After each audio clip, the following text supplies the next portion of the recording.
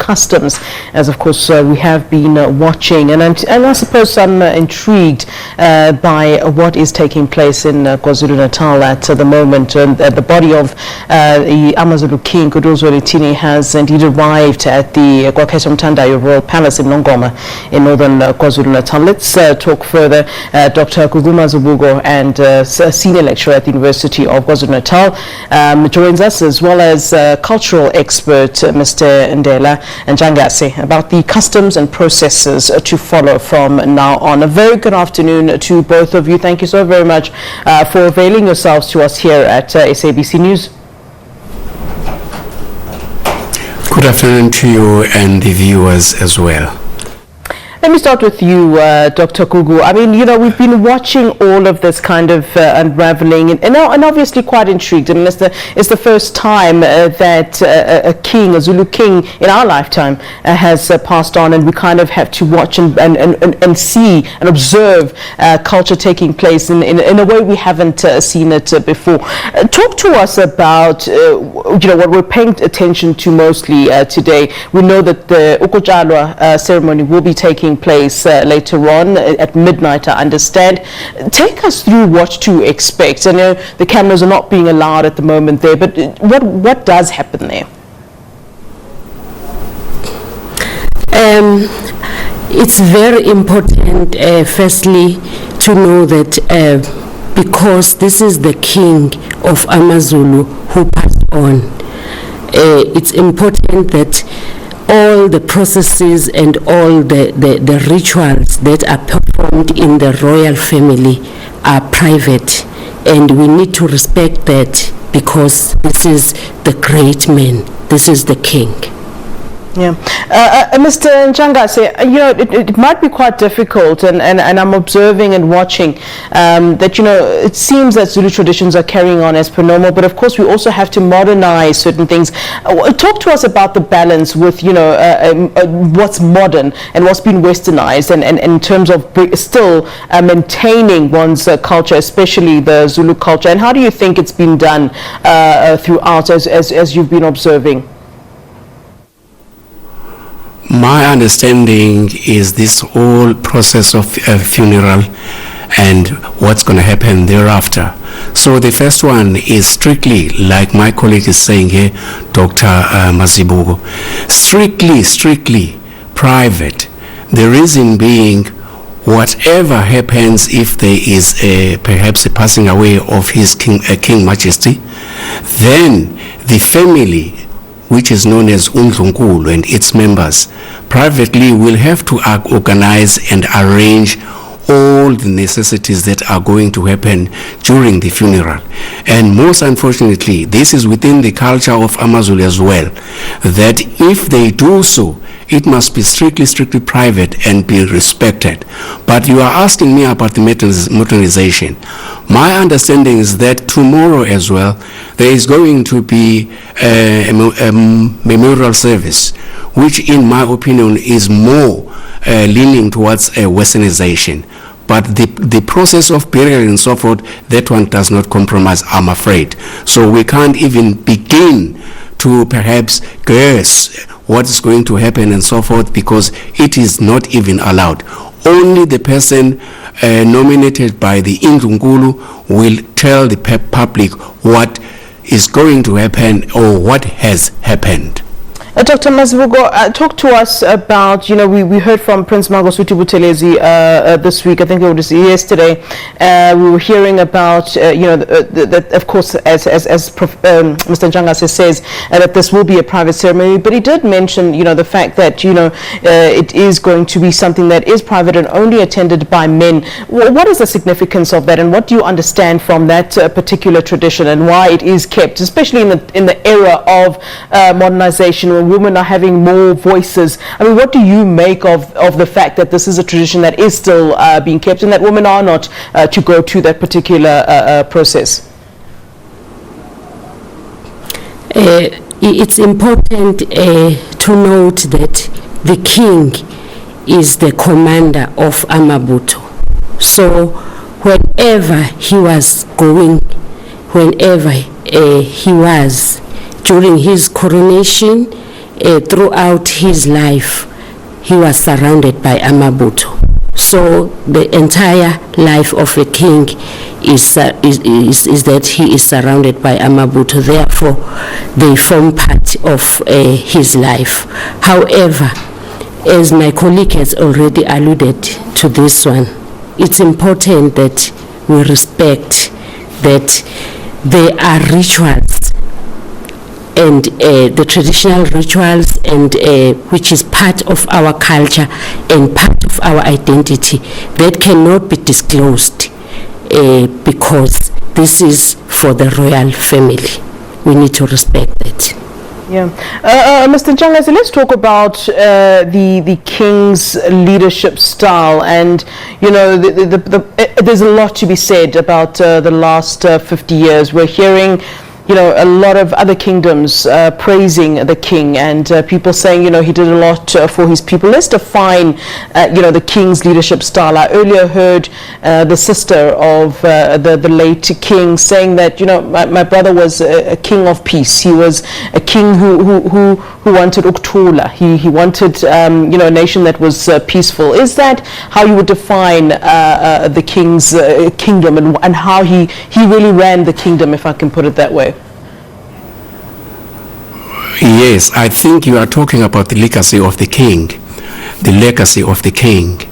and I'm happy now because I think we are able to talk and answer your question. Yes, correct. The late King Isilo Samabandla has been a man of peace since he came on the throne on the 3rd December 1971. The first thing, his initiative that he took was organizing peace. Wherever there was a conflict, noise or fight and so forth, he will be the first. It's either he goes there himself or he sends a delegation to go and try and resolve the noise that you are talking about. Not only that, even if perhaps the uniting AmaZulu as well as also the other people, the black people, I think it goes without saying that when he came into throne up until 1994, the black people were unfortunately being oppressed by the apartheid laws. So even then, he decided then to unite them. How did he do this? He organized, mainly revived the ceremonies. One of the popular one is umkhosi womhlanga. Same with umkhosi wokweshwama, umkhosi wokubutha kwezinsizwa, appointment or the regiment appointment, and as well as the other ceremonies which I may not talk now because there are so many.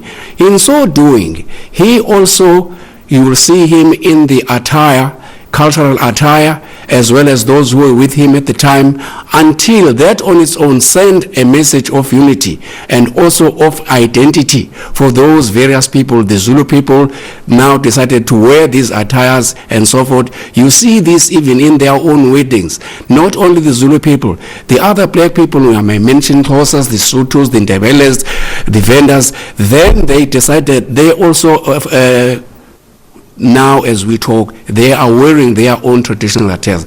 To us, that is uniting the black people and also giving them the sense of identity and the sense of belonging. Yeah. Dr. Gugu, let me just ask you, in terms of the role of traditional leadership in a democratic South Africa, what's your view on that? I mean, we've seen historically that, you know, if it comes to politics and monarchy, it's very difficult to separate the two exactly. We saw that the king did very much get involved during pre and post apartheid, and really kind of making sure that his people are not disenfranchised, and the fact that they still were able to keep their land, which was so important, and that is political, whichever way that you look at it. But I really want to talk about the traditional leadership role in this democratic South Africa going forward. Yes, the king was leading by example, because he was leader of AmaZulu, and he did not side with any political organization. Even when he was addressing AmaZulu, he would say, Ningabantu Bagababa, referring to the fact that we all belong to his father. So he was not siding with any political party, but he welcomed all the political parties in the country as well as in the province. As a result, even the other structures of Amakosi that were also working with the king, and the Amakosi also, they will cascade the information from the king to the people. So there has been a lot of peace and unity without any political boundaries because of his monarch.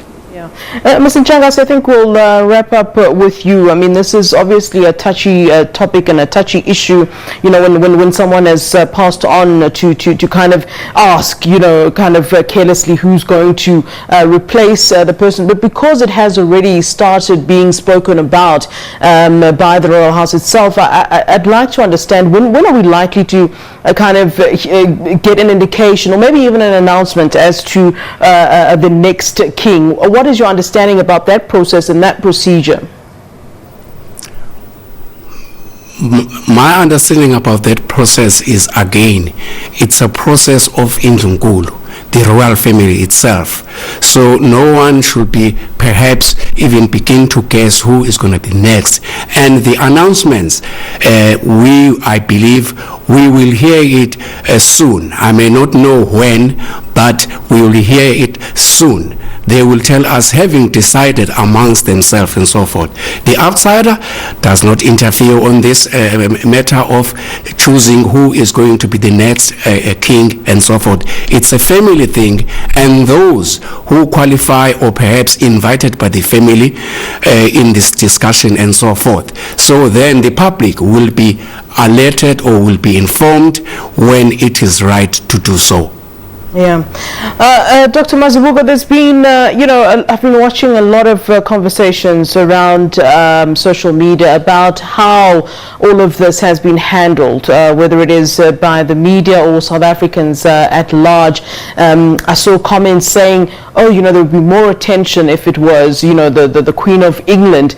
But it does seem as though there is a lot of interest around the Zulu King and what's happening in KwaZulu-Natal at the moment. What's been your observation from where you stand? Has there been enough kind of respect being given to the cultural practices and to the falling of the king?